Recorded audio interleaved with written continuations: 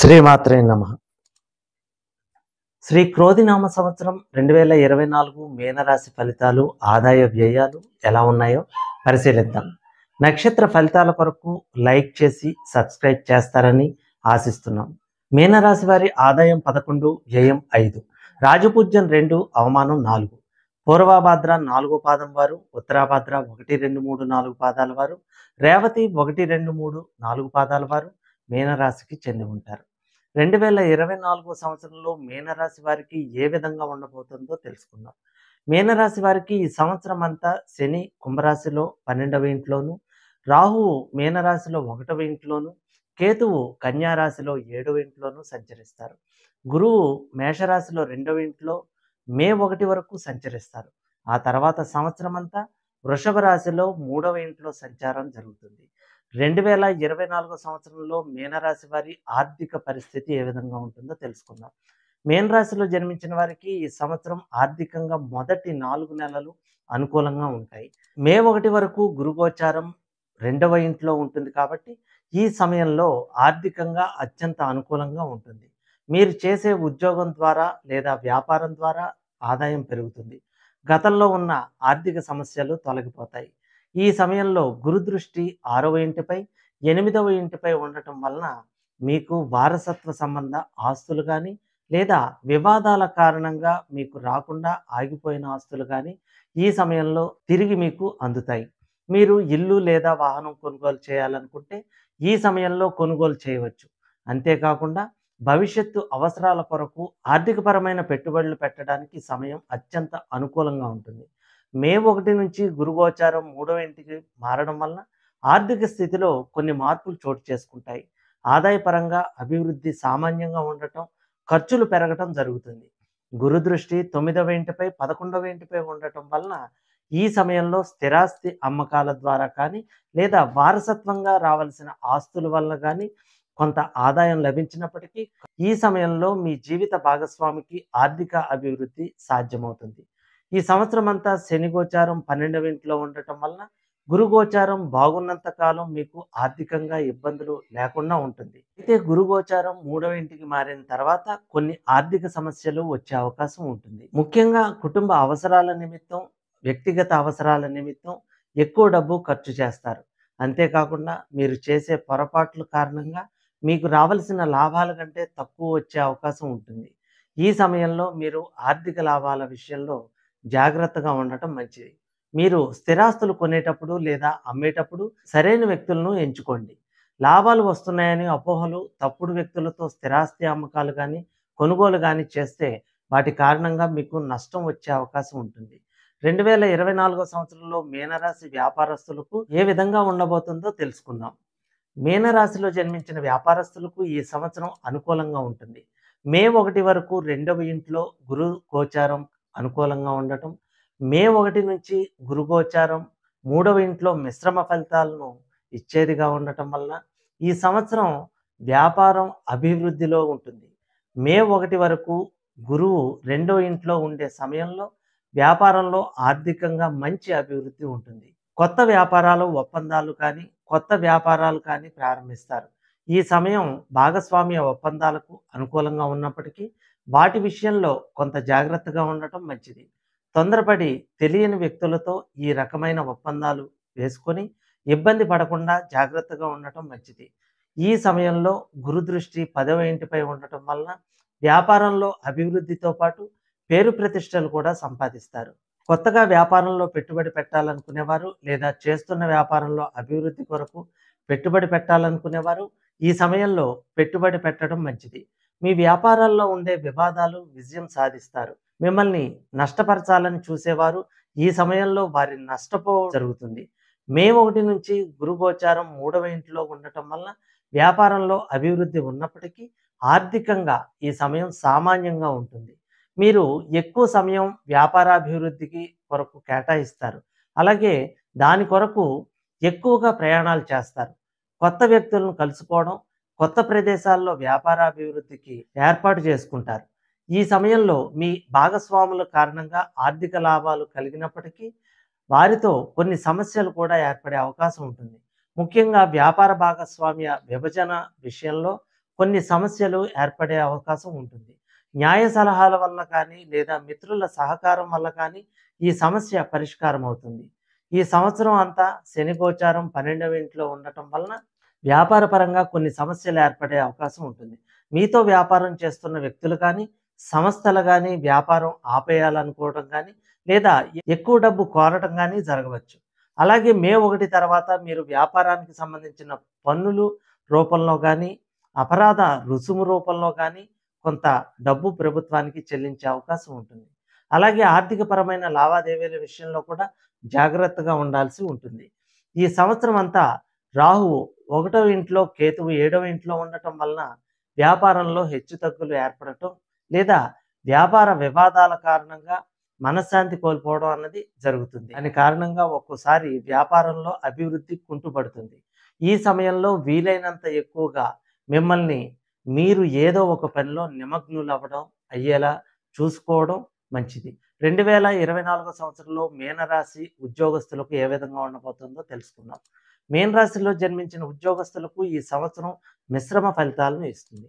మే 1 వరకు గురుగోచారం 2వ ఇంట్లో ఉండటం వలన ఉద్యోగంలో అభివృద్ధి సాధ్యమవుతుంది. గురువు దృష్టి 6వ ఇంటిపై 10వ ఇంటిపై ఉండటం వలన ఈ సమయంలో మీరు చేసే పనికి గుర్తింపు లభించడమే కాకుండా మీపై అధికారులు ప్రశంసలు కూడా పొందుతారు. మీరు మీ బాధ్యతలను నిజాయితీగా నెరవేర్చుకుంటం వల్ల పదోన్నతి కూడా సాధ్యమవుతుంది. ఈ సమయంలో కొత్తగా ఉద్యోగం కొరకు ఎదురు చూస్తున్న వారికి కానీ, పదోన్నతి కొరకు ఎదురు చూస్తున్న వారికి కానీ అనుకూలంగా ఉంటుంది. ఈ సమయంలో మీ సహోద్యోగుల సహకారం కూడా మీకు లభించటం వల్ల మీరు మీ పనిని సమయానికి పూర్తి చేయగలుగుతారు. అంతేకాకుండా మీరు కూడా మీ సహోద్యోగులకు సహాయపడటం వల్ల వారి అభివృద్ధికి కారణమవుతారు. మీరు చెప్పే మాటలు, సలహాలు ఇతరులకు మీరు ఉద్యోగం చేసే కార్యాలయంలో అభివృద్ధికి సహాయపడటం వలన మీరు పదోన్నతి పొందే అవకాశం ఉంటుంది. ఈ సమయం ఆర్థికంగా కూడా బాగుంటుంది. మే 1 నుంచి గురుగోచారం 3వ ఇంటికి మారటం వలన ఉద్యోగంలో కానీ, ఉద్యోగం చేసే ప్రదేశంలో కానీ కొన్ని మార్పులు చోటు చేసుకుంటాయి. మీరు బదిలీ కొరకు కానీ, విదేశాల్లో ఉద్యోగం చేయటానికి కానీ ప్రయత్నిస్తున్నట్లయితే ఈ సమయంలో మీకు అనుకూల ఫలితం లభిస్తుంది. ఈ సమయంలో మీరు అధికంగా ప్రయాణాలు చేయాల్సి వస్తుంది. గురు దృష్టి 7వ ఇంటిపై, 9వ ఇంటిపై, 11వ ఇంటిపై ఉండటం వలన మీరు ఉత్సాహంగా పనిచేయగలుగుతారు. మీరు చేసిన పనికి తగిన ఫలితం కూడా పొందుతారు. ఈ సంవత్సరం అంతా శని గోచారం 12వ ఇంట్లో ఉంటుంది కాబట్టి ఉద్యోగంలో కొన్ని సమస్యలు ఏర్పడే అవకాశం ఉంటుంది. గురుగోచారం 2వ ఇంట్లో ఉన్నంతకాలం మీకు ఉద్యోగపరంగా సమస్యలు ఎక్కువగా లేనప్పటికీ 3వ ఇంటికి మారిన తర్వాత మిమ్మల్ని శత్రువులుగా భావించేవారు, మీపై ఈర్ష్య పెంచుకునేవారు ఎక్కువ అవుతారు. ముఖ్యంగా మీరు కొత్త ప్రదేశానికి వెళ్ళిన తర్వాత ఇటువంటి సమస్యలు ఎక్కువయ్యే అవకాశం ఉంటుంది. అక్కడ మిమ్మల్ని సరిగా అర్థం చేసుకునేవారు కానీ లేదా మీకు సహాయపడేవారు కానీ లేకపోవటం వల్ల కొంత ఇబ్బందికి లోనవుతారు. అయితే మీరు నిజాయితీగా పనిచేయటం, ఆటంకాలకు లొంగకపోవటం వలన మీకు ఇబ్బంది పెట్టేవారు తొలగిపోతారు. ఈ సంవత్సరం అంతా రాహు గోచారం 1వ ఇంట్లో, కేతు గోచారం 7వ ఇంట్లో ఉండటం వలన ఈ సంవత్సరం మీరు చేసే పనుల్లో ఆటంకాలు ఏర్పడతాయి. మీ ప్రవర్తనలో కూడా కొన్ని మార్పులు చోటు చేసుకుంటాయి.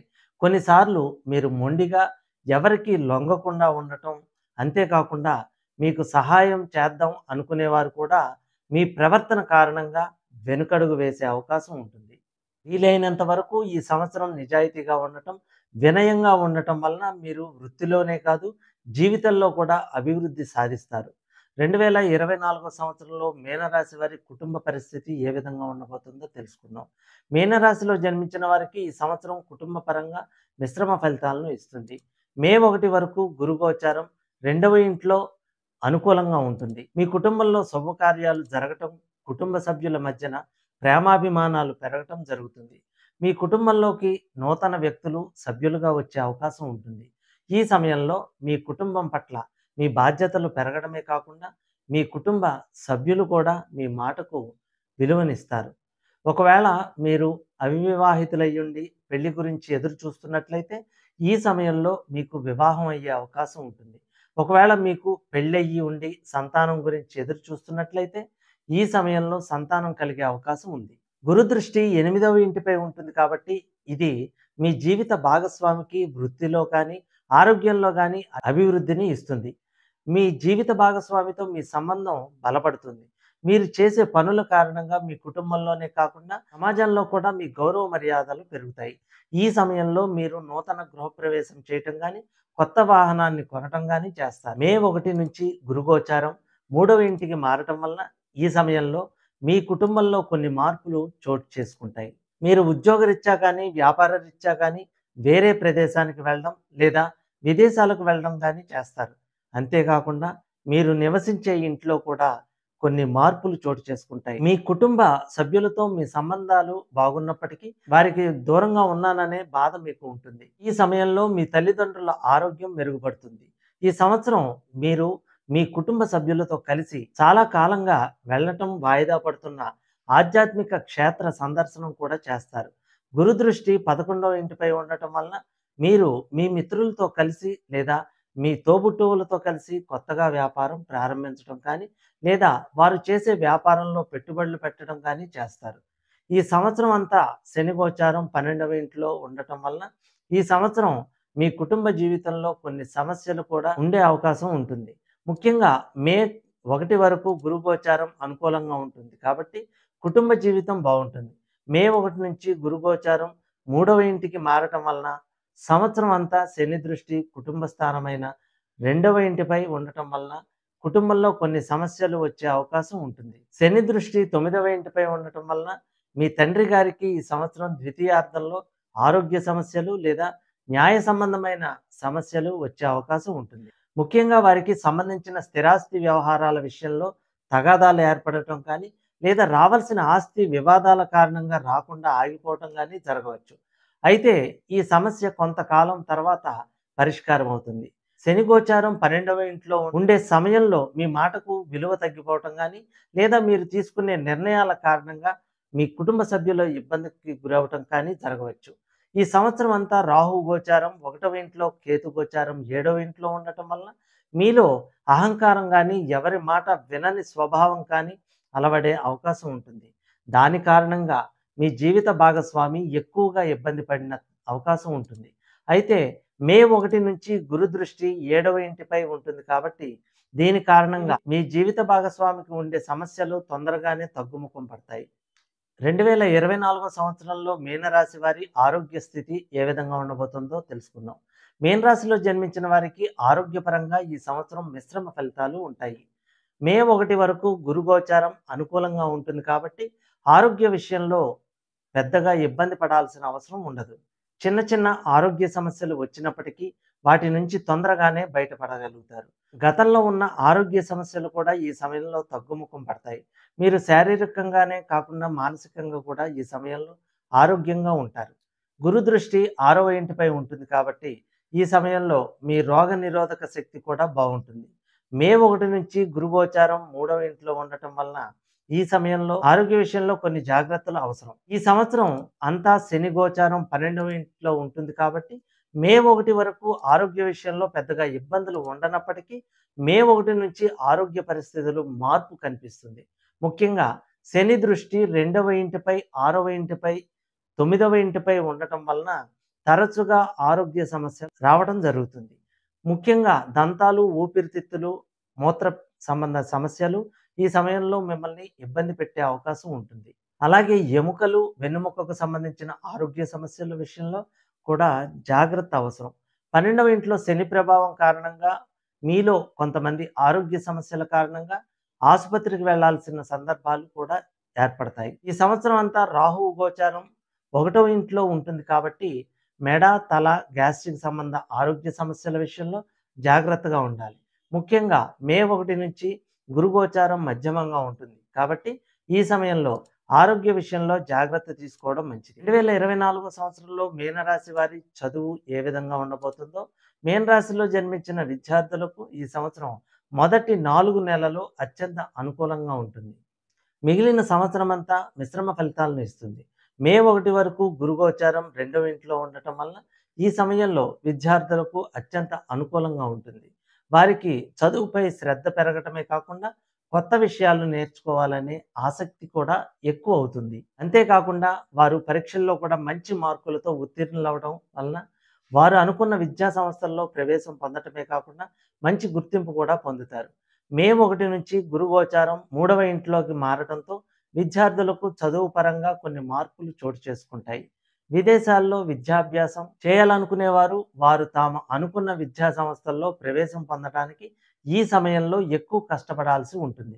ఈ సంవత్సరం అంతా శని గోచారం 12వ ఇంట్లో ఉంటుంది కాబట్టి ద్వితీయార్థంలో విద్యార్థులకు చదువుపై ఆసక్తి తగ్గటం కానీ లేక బద్ధకంతో వాయిదా వేసే స్వభావం ఎక్కువ అవడం కానీ జరుగుతుంది. దీని కారణంగా చదువులో అనుకున్న స్థాయిలో ఉత్తీర్ణత సాధించలేకపోవటం కానీ వారు అనుకున్న విద్యా సంస్థల్లో ప్రవేశం లభించకపోవటం కానీ జరగవచ్చు. ఈ సంవత్సరం అంతా రాహు గోచారం 1వ ఇంట్లో ఉంటుంది కాబట్టి ద్వితీయార్థంలో విద్యార్థులకు అహంకారం కానీ లేదా ఎదుటివారి మాటలు గౌరవించని స్వభావం కానీ ఏర్పడవచ్చు. ఉద్యోగం కొరకు పోటీ పరీక్షలు రాస్తున్న వారికి ఈ సంవత్సరం ప్రథమార్థం అనుకూలంగా ఉంటుంది. ద్వితీయార్థం మిశ్రమ ఫలితాలు ఇస్తుంది. మీరు అనుకున్నది సాధించడానికి సరైన కృషి చేయాల్సిన అవసరం ఉంటుంది. రాహు శనుల గోచారం అనుకూలంగా ఉండదు కాబట్టి ఈ సంవత్సరం బద్ధకానికి అలాగే అహంకారానికి తావివ్వకుండా మీరు కృషి చేయాల్సిన అవసరం ఉంటుంది. ఇలా చేసినట్లయితే మీరు అనుకున్న లక్ష్యాన్ని సాధించగలుగుతారు. 2024 సంవత్సరంలో మీనరాశి వారు ఏ పరిహారాలు చేసుకోవాలో తెలుసుకుందాం. మీనరాశిలో జన్మించిన వారు ఈ సంవత్సరం శనికి, రాహుకి, కేతువుకి, గురువుకు పరిహారాలు చేయటం మంచిది. ఈ సంవత్సరం గురు గోచారం మే 1 నుండి 3వ ఇంట్లో ఉంటుంది కాబట్టి గురువు ఇచ్చే చెడు ఫలితాలు తగ్గడానికి గురువుకు పరిహారాలు చేయటం మంచిది. దీని కొరకు ప్రతిరోజు లేదా ప్రతి గురువారం గురుమంత్ర జపం చేయటం లేదా గురుస్తోత్ర పారాయణం చేయటం మంచిది. ఈ సంవత్సరం అంతా శని గోచారం 12వ ఇంట్లో ఉంటుంది కాబట్టి శని ఇచ్చే చెడు ప్రభావం తగ్గడానికి గాను ప్రతి శనివారం శని స్తోత్ర పారాయణం చేయటం లేదా శని మంత్ర జపం చేయటం మంచిది. ఈ సంవత్సరం అంతా రాహువు 1వ ఇంట్లో సంచరిస్తాడు కాబట్టి రాహువు ఇచ్చే చెడు ప్రభావం తగ్గించడానికి ప్రతిరోజు రాహు మంత్ర జపం చేయటం లేదా ప్రతిరోజు ప్రతి శనివారం రాహు స్తోత్రం కానీ దుర్గా స్తోత్రం కానీ చదవటం మంచిది. ఈ సంవత్సరం అంతా కేతువు 7వ ఇంట్లో సంచరిస్తాడు కాబట్టి కేతువు ఇచ్చే చెడు ప్రభావం తగ్గడానికి గాను ప్రతి మంగళవారం కేతు మంత్ర జపం చేయటం లేదా కేతు స్తోత్ర పారాయణం చేయటం మంచిది.